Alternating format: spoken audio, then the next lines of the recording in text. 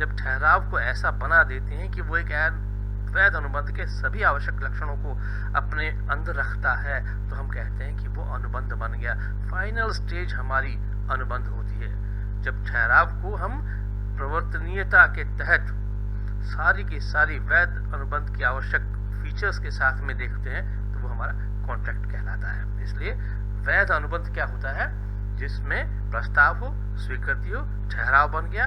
ठहराव में वैध अनुबंध के सारे एलिमेंट्स अगर होंगे तो वो प्रवर्तनीयता कहलाएगी। कानून के द्वारा लागू किए जाने की स्थिति को हम प्रवर्तनीयता कहते हैं, एनफोर्सेबिलिटी, कि इसे हम लागू करवा सकते हैं। यदि कोई एक पक्षकार किसी कार्य को करने या न करने के सहमति देने के उपरांत मना कर देता है, तो कानून के माध्यम से हम कैसे उसे वो कार्य करवा पाएंगे?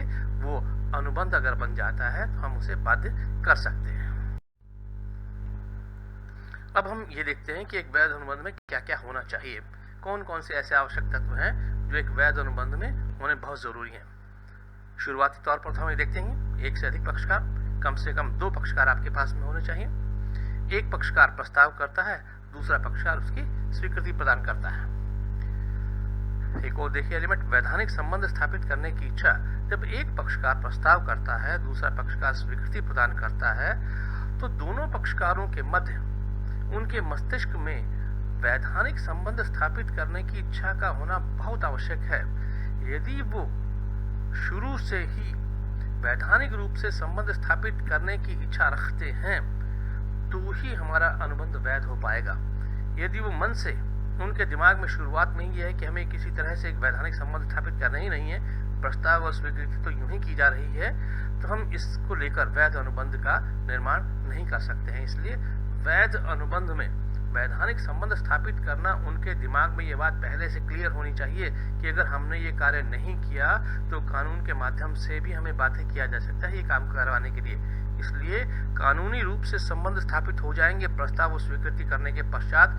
यदि हमने ऐसा कार्य नहीं किया तो करना पड़ सकता है, हमें बाध्य किया जा सकता है। एक और, पक्षकारों के अनुबंध करने की क्षमता, कि सभी लोग अनुबंध नहीं कर सकते।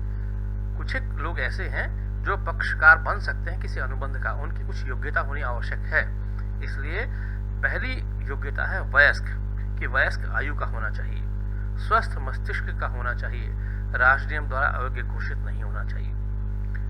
भारतीय वयस्कता अधिनियम के अनुसार प्रत्येक वह व्यक्ति जो 18 वर्ष की आयु अटेन कर चुका है वो वयस्क कहलाता है, अनुबंध करने की योग्यता रखता है। ऐसा प्रत्येक व्यक्ति जो स्वस्थ मस्तिष्क का है, अनुबंध करने के समय अनुबंध के से होने वाले हितों पर पड़ने वाले प्रभावों को समझता है, अनुबंध के हर तरह की स्थिति को समझने की योग्यता रखता है, तो उसे हम स्वस्थ मस्तिष्क का व्यक्ति कहते हैं। ऐसा कोई भी व्यक्ति जो उस पर लागू होने वाले राजनियम द्वारा पक्षकारों के अनुबंध करने की योग्यता उससे हटा ली जाती है, वो योग्य नहीं रहता है, उसे अयोग्य घोषित कर दिया जाता है, तो भी हम उसे अनुबंध करने की क्षमता उसके पास में नहीं मानते हैं। तो ये 3 योग्यताएं हैं जिसको लेकर कोई व्यक्ति अनुबंध कर सकता है। एक और इम्पोर्टेंट फीचर है हमारे वैध अनुबंध का, जिसे कहते हैं हम स्वतंत्र सहमति।